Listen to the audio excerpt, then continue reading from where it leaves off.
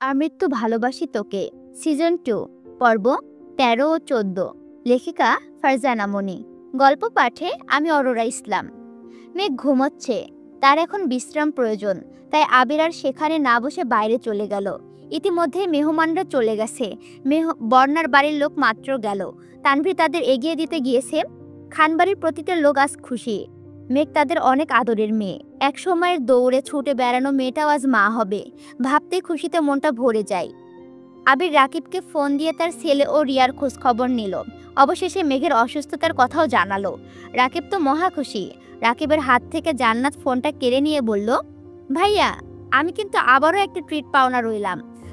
আপনাকে বোঝাতে পারবো না যে আমি ঠিক কতটা খুশি হয়েছি। মেঘ মেঘ কোথায়? ওর সাথে একটু কথা বলা যাবে?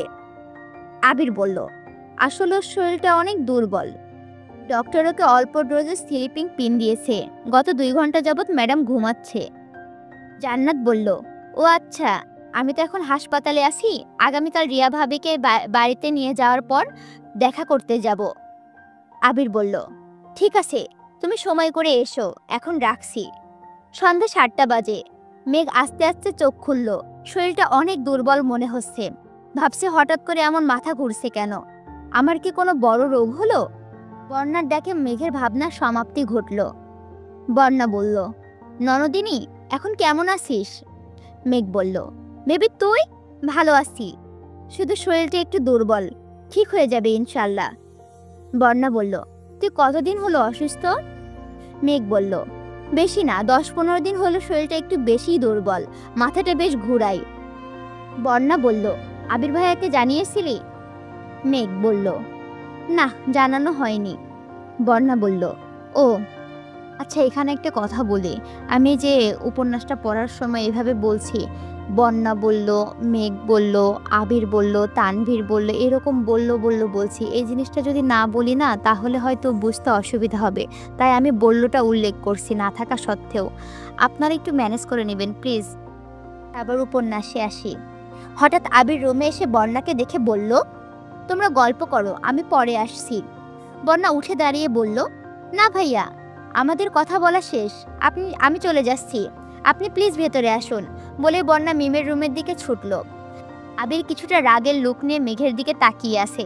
মেঘ ভয়ে ভয়ে বলল, আমার তো কিছু হয়নি, আমি তো সুস্থ আছি। কাজের চাপে মাথাটা একটু ঘুরে গিয়েছিল।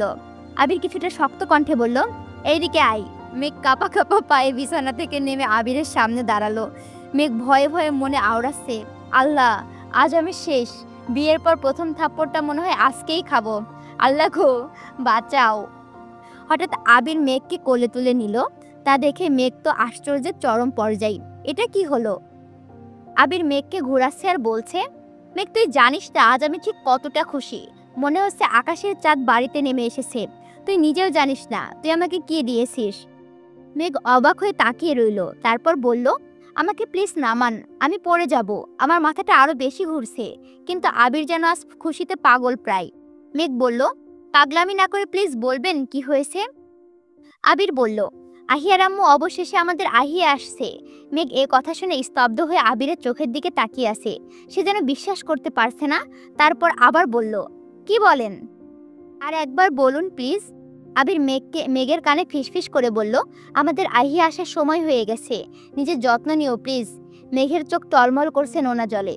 এটা কোনো কষ্টের কান্না নয়, কোনো বিষাদ ভরা কান্না নয়, এটা হলো সুখের কান্না, মা হওয়ার আনন্দের কান্না। মেঘ কাঁদতে কাঁদতে আবিরকে জড়িয়ে ধরলো। আবিরের বুকে মাথা রেখে ফুপিয়ে ফুপিয়ে কাঁদছে আর বলছে, সত্যি আমাদের আহিয়া আসছে, আমি মা হব। আবির মাথা নেড়ে সে চিরচেনা সুরে বলল, স্পারো। মেঘ আবিরকে আরো শক্ত করে জড়িয়ে ধরে তার বুকে মাথা রাখলো। ভালোবাসার পূর্ণতার মাঝে যতটুকু অপূর্ণতা ছিল তাও আজ পূর্ণ হলো। জীবন থেকে তার আর আজ কিছু চাওয়ার নেই। মেঘ আবিরকে রেস্ট করার জন্য শুইয়ে দিতে চাইলে মেঘ বলল, না, আপনি কি ভুলে গেছেন আজ আমার ভাইয়া আর বেবির বাসর রাত? আবির বলল, না, ভুলিনি। আমাকে এখন কি করতে হবে ম্যাডাম? মেঘ বলল, আপনাকে কিছু করতে হবে না, আমি এখন সুস্থ আছি, আমি সব করে নিব। আবির মেঘের দিকে শান্ত হুমকি ছুড়ে বলল, বিছানা থেকে যদি এক পাও নামেন তাহলে আপনার পা ভেঙে গলায় ঝুলিয়ে দেব, মাইন্ড ইট। মেঘ ঠোঁট ফুলিয়ে বসে আছেন। আবির মেঘের ফোলা ঠোঁটে চুমু এঁকে দিয়ে বলল, এক শর্তে যেতে পারবি। আমি সব সাজাবো, তুই শুধু পাশে বসে থাকবি। মেঘ ভেঙচি কেটে বলল, ঠিক আছে ঠিক আছে। আবির আর মেঘ তানভীরের রুমে গেল। গিয়ে দেখে আরিফ, রাসেল, সাকিব ও মিম আগে থেকে অপেক্ষা করছে। আবিরের নির্দেশনা মতে সবাই রুমটাকে সুন্দর করে সাজানো শুরু করেছে। আরিফ বারবার আর চোখে মিমের দিকে তাকাচ্ছে। মিম লজ্জায় অন্যদিকে ফিরে কাজ করছে। কয়েকবার আরিফের তাকানো দেখে সাকিব মনে হয় কিছুটা বুঝতে পেরেছে। তাই সাকিব আরিফকে বলল, কোনো দিক না তাকিয়ে কাজ কর, পরের বাসরটা তোর সাজাবো। মিম কিছুটা লজ্জায় নেতিয়ে পড়ল। আরিফ কথাটা না শোনার ভাব ধরে কাজ করে যাচ্ছে। আবির মেঘের খেয়াল রাখায় এতটাই ব্যস্ত যে এইদিকে কি কথা হচ্ছে তা তার মস্তিষ্কেই পৌঁছায়নি। মেঘ একটা চেয়ার টেনে বসে আছে। আবির কাজ করছে আর মেঘের সাথে কথা বলছে। আবির তো মেঘকে কোনো কাজে হাত লাগাতেই দিচ্ছে না। রুমটা সাজানো শেষ। আরিফ, সাকিব, আবির ও রাসেল দরজার বাইরে চেয়ার নিয়ে বসে আছে, তানভীরের অপেক্ষা করছে। মেঘ আর মিম গেল বন্যাকে নিয়ে আসতে। বন্যাকে আজ শুভ্র রঙের শাড়ি পরানো হয়েছে। খোপায় কয়েকটা শুভ্র গোলাপ, ওষ্ঠে গোলাপি লিপস্টিক ও ঠোঁটে ও চোখে কাজল পড়ুয়া বন্যাকে আজকে শুভ্র রঙের রানী মনে হচ্ছে। মেঘ ডাকলো, বেবি আমি চলে এসেছি, তোমার অপেক্ষার দিন শেষ। এখনই তোমাকে আমার ভাইয়ার রুমে নিয়ে যাব। বন্যা মেঘের কথা শুনে কি রিয়াকশন দেবে বুঝতে পারছে না। হঠাৎ বন্যার বুকে ধুকপুকানি অস্বাভাবিক মাত্রায় বেড়ে যাচ্ছে। কেন জানি ভয় হচ্ছে খুব। মেঘ বন্যাকে জড়িয়ে ধরল, বলল, বেবি তোকে আজ পুরো সাদা ফুলের রানী লাগছে। হঠাৎ মেঘের শব্দে বন্যার ধ্যান ভাঙল। বন্যা খপ করে মেঘের দুহাত চেপে ধরে বলল, দোস্ত আমার খুব ভয় হচ্ছে, কেমন জানি লাগছে। মেঘ মুচকি হাসল আর বলল, এই সময় সবারই এমনটাই হয়, তাই চাপ নিস না, আমার ভাইয়াটা তোকে খুব ভালোবাসে। মেঘ বন্যাকে নিয়ে তানভীরের রুমের খাটের মাঝখানে বসালো আর বলল, এখন থেকে এই রুম আর এই রুমের মানুষ দুটাই তোর।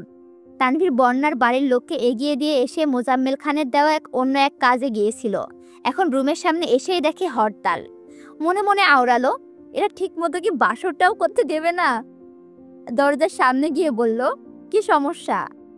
আমার রুমের সামনে কি? আরিফ দাঁত কেলিয়ে বলল, রুমের সামনে না, রুমের ভেতরে তোমার বউ যাবে তার কাছে।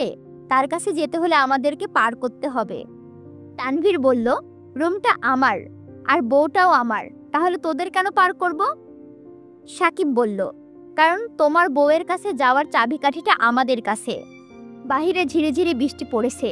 তানভীর হালকা ভেজা ভেজা, ভেতরে গিয়ে চেঞ্জ করতে হবে, তা না হলে ঠান্ডা লাগবে। তাই বলল, কি চাস বল। রাসেল বলল, মাত্র 50,000 টাকা। শুনে তানভীরের মাথা ঘুরাচ্ছে।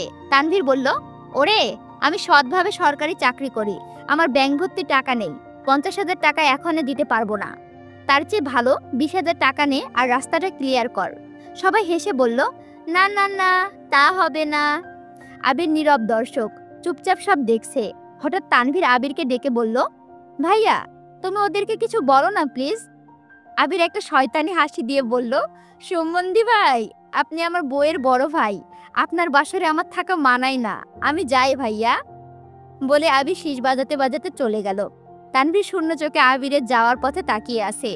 অবশেষে কোনো উপায় না পেয়ে 50,000 টাকা দিয়ে রুমে ঢুকলো। বন্যা হঠাৎ দরজা আটকানো শব্দ পেয়ে ভীত চোখে সামনে তাকালো। দেখলো তানভীর একটা শুভ্র পাঞ্জাবি পরে দাঁড়িয়ে আছে। বন্যা চোখ নামিয়ে নিল। তানভীর এক নজরে চারিদিকে তাকালো। বেলকনির সামনে শুভ্র পর্দাগুলো মৃদু মৃদু দুলছে। পুরো ঘরটা সাদা গোলাপ, কাঠগোলাপ ও রজনীগন্ধা ফুল দিয়ে সাজানো। খাটের একপাশে একটা টেবিলের ওপর অনেকগুলো মাটির প্রদীপ জ্বলছে। তার আলোয় দেখা যাচ্ছে গোল শুভ্র বিছানায় এক মায়াবিনী। শুভ্র তার রানী বসে আছে। পরনে তার শুভ্র এক শাড়ি, খোপায় গোলাপ ফুল। তানভীর মোহনীয় দৃষ্টিতে তাকিয়ে আছে। এটা তার অর্ধাঙ্গিনী, হৃদয় ব্যাকুল করা মায়াবিনী, যার কাজল পড়া সমুদ্রের মতো গভীর চোখে সে ডুবেছে বহুবার। কন্যা খাট থেকে নিচে নেমে আসলো। নিচু হয়ে তানভীরকে সালাম করতে যাবে, ঠিক তখনই তানভীর তাকে সোজা করে দাঁড় করালো। বলল, তোমার স্থান পায়ে নয়, আমার বক্ষে। বলে তানভীর তার বুকে আঙুল দিয়ে ইশারা করে দেখালো। তোমরা যারা ভাবছো তানভীর আর বন্যার মাঝের কাহিনী এখনো বলা হচ্ছে, আসলে না, এখানেই শেষ করে দিয়েছে লেখিকা। হা করে শুনতে থাকা পাবলিকগুলোর এখন মুখটা বন্ধ করে এবার মেঘ আর আবিরের গল্পটা শোনো। পরের কথাটুকু শোনো। আবির মেঘকে খাইয়ে দিচ্ছে। মেঘ খেতে চায় না, কিন্তু আবির ধমকে খাওয়াচ্ছে। আবির হালকা রাগি রাগি কণ্ঠে বলছে, একবার আমার আহিয়া আসুক, তারপর তোকে মেডিকেলে নিয়ে বেঁচে দেব। স্টুডেন্টরা তোকে কঙ্কাল হিসাবে ইউজ করবে। আচ্ছা, এই পর্বটা আজকে এখানেই শেষ। আগামী পর্বের জন্য চোখ রাখুন আমার চ্যানেলে। অবশ্যই সাবস্ক্রাইব করে পাশে থাকুন এবং উপন্যাসটি কেমন লাগছে অবশ্যই কমেন্ট করে জানাবেন। আল্লাহ হাফেজ।